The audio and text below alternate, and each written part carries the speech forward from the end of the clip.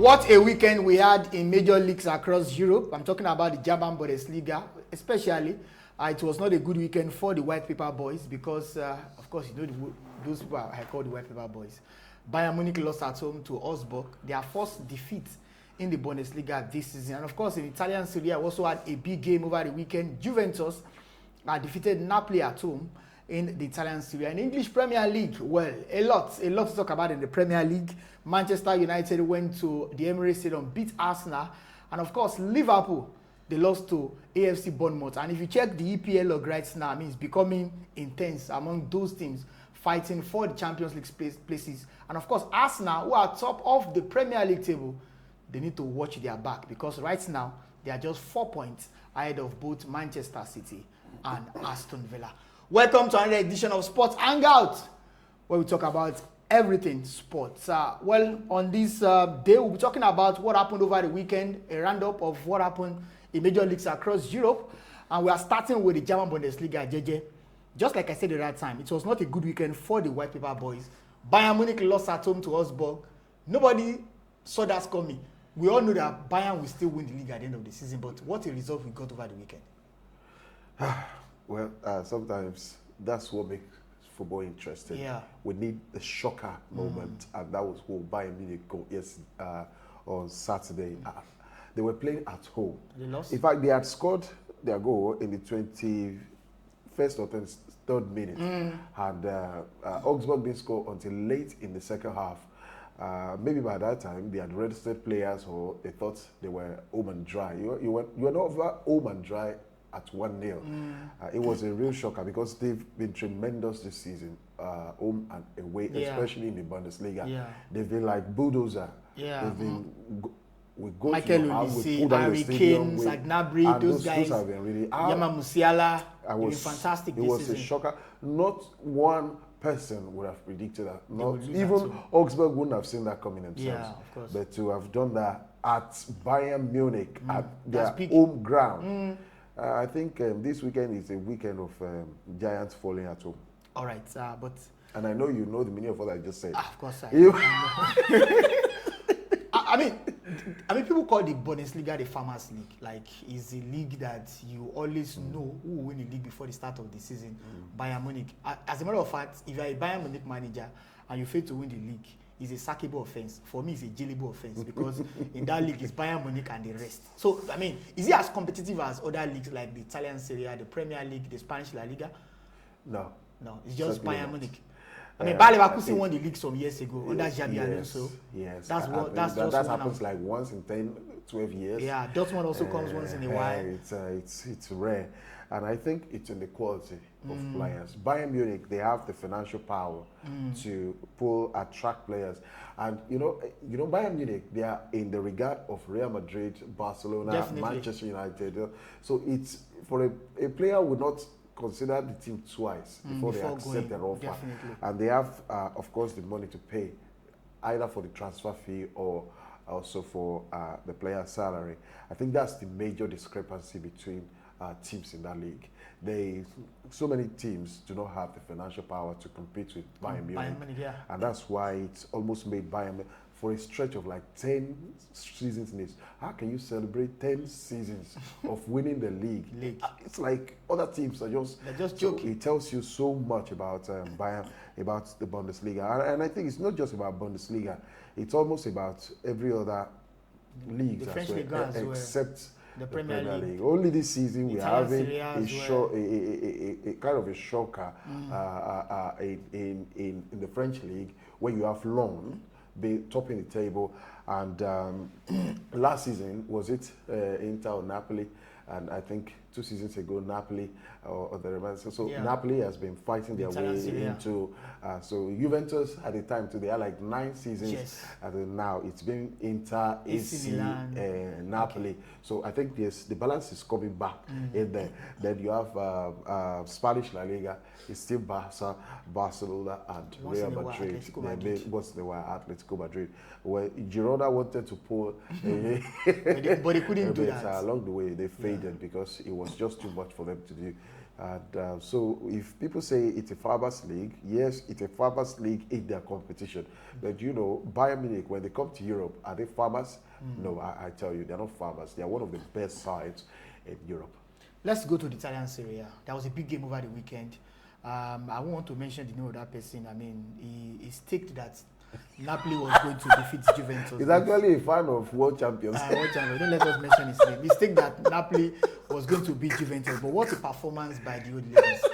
They were able to defeat Napoli. And right now, I mean, they've dented Napoli's title charge because they are still third on the Serie A table, I guess.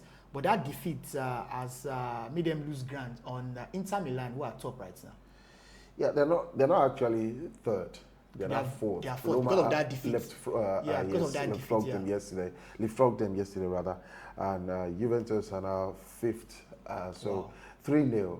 Juventus beat Napoli yesterday, and comprehensive victory. Flawless, fantastic, and, yes, I think Juventus, they really needed that.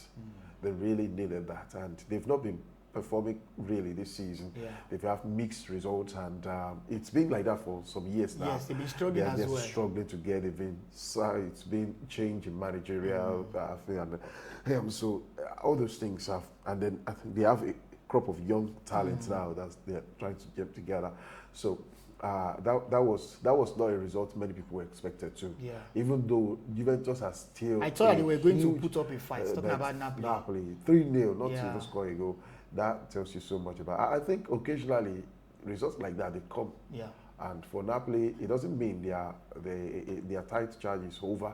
They're still like about 16 games to go. Yes, a lot. Anything a lot can there could be a lot of twists and turns. They're still a top side. All right. I tell you. Before we move to the Premier League, I mean, it's still 1 point between Barcelona and Real Madrid. Both teams won their game over the weekend. I thought that there could be a twist, but Barcelona won their game, beating Real Oviedo. And of course, earlier on Saturday, Real Madrid defeated Villarreal away from home, 2-0. Kylian Mbappe scored one of the goals for Real Madrid in that game. It's just 1 point right now.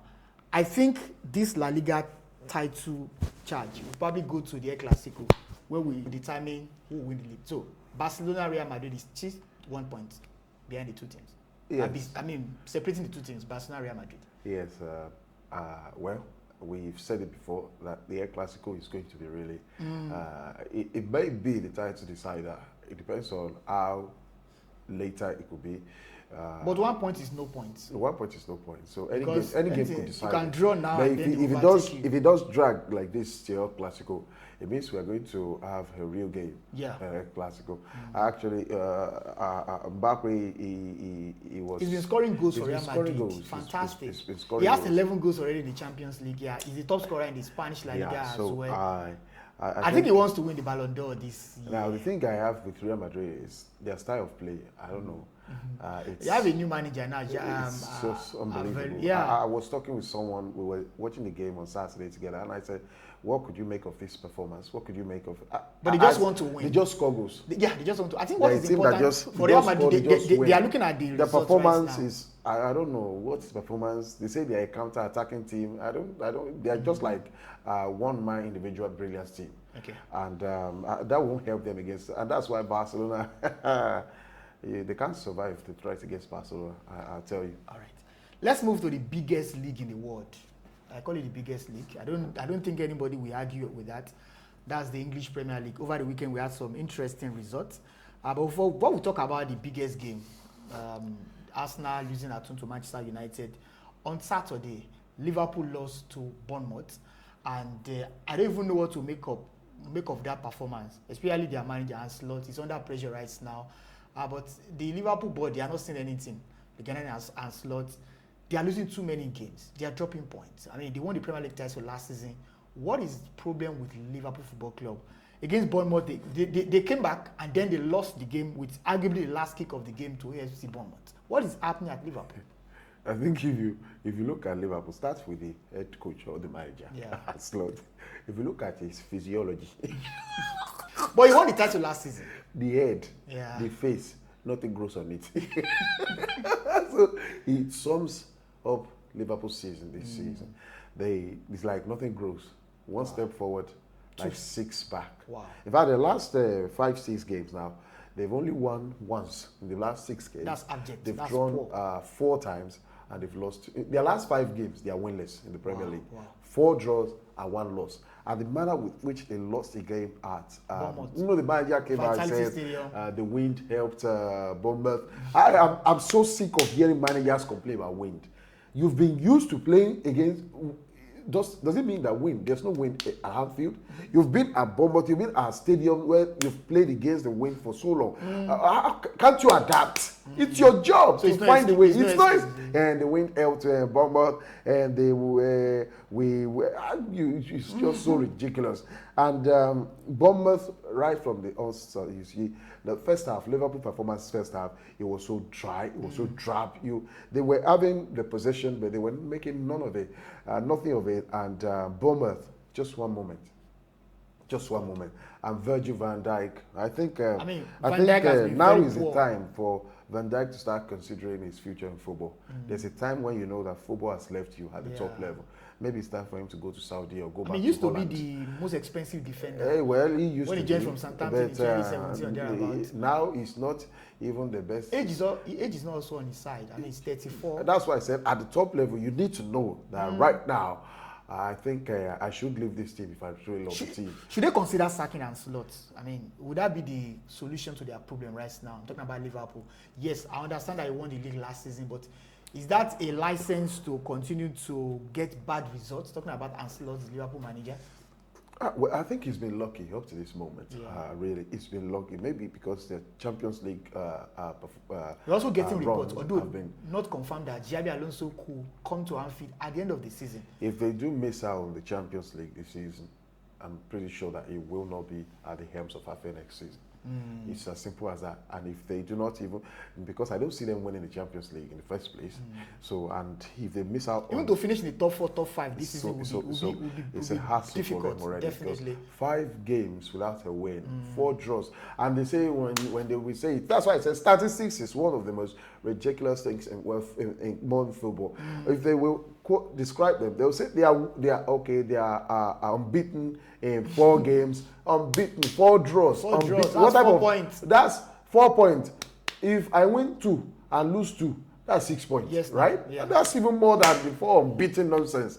So that sums up their season. Go to Marseille, beat Marseille in the Champions League, beat Inter Milan away from home, and then come back to lose to Bournemouth, to draw against Burnley, Yeah. to draw, Burnley, at home to Burnley, Okay. at home to Burnley.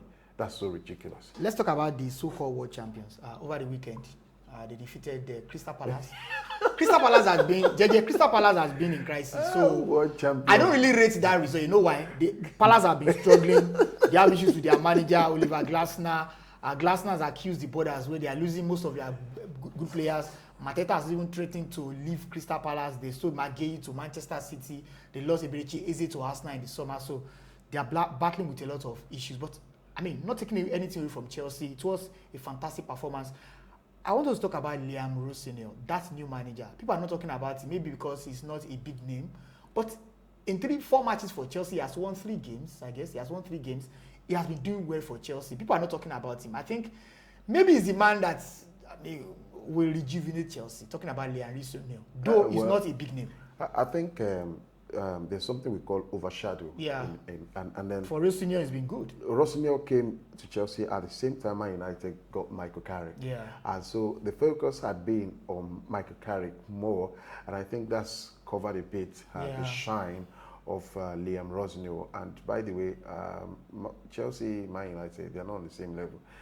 Even though we are struggling, Man United are still the face of England football, and so you can understand the pressure really isn't. Just Chelsea that won the Champions League this Well, season, they- in 2021. they are Chelsea that they played are the Club World Cup. champions. They are the world Chelsea that played the champions. Club World Cup. They are the world champion, but as world champion as they are, they're not still at the level of Manchester United. Is it based on history or current form? It's based on the size. It's based on everything. Everything. Name it. What has Chelsea got above Man United? Okay, but okay, let's Even in the current standing, take this we away. We gave them just 1.5 hours yesterday JJ, let's to take- enjoy the 4th position. JJ, let's take this and away by 7:30. in 30 seconds or 1 minute. Chelsea won the Champions League in 2021. Just how many years ago? 5 years ago. Yeah. Beating Manchester City, and then last season they also won the Conference League. So they've been in and out of European trophies. I mean, Chelsea, they won the Europa League in 2019, Champions League in 2021. Before that time, they won the Champions League in 2012 as well, beating Bayern Munich. So, if you compare that with Manchester United, last time United won the Champions League was in 2008, beating Chelsea in the final of that competition. Will you say that in recent history, Man United is bigger than Chelsea? No, in recent history, when I say recent history, I mean for the past 5 years. In recent history, by titles, I think Chelsea have won more than Manchester United. But I'm not just talking about titles. History. I'm talking about the Record. history, the size. I know you people like club. to emphasize It's not that. even history, the size of the club. I know. You would know that if they're talking about, let them mention Premier League, English League. Before they think of Chelsea, they would have thought about Man United. And the team with the most followers, supporters in the world, that's got to do with something, even at their poor level.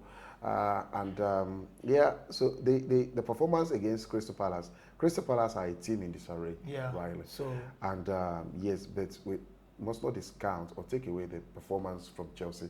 They played well. It was Estavio, that guy. Is he the new Lamine Yamal? People are even comparing Estavio with Lamine Yamal. In fact, I mean, that guy is a good player. Blistering. But the problem I have with Estavio is just consistency. I mean, yes, see, as a young player, you must find that consistency. And not all young lads will be like Lamine Yamal. Lamine Yamal, that's certain, because he's still a young lad and he's got a lot to learn and a long way to go.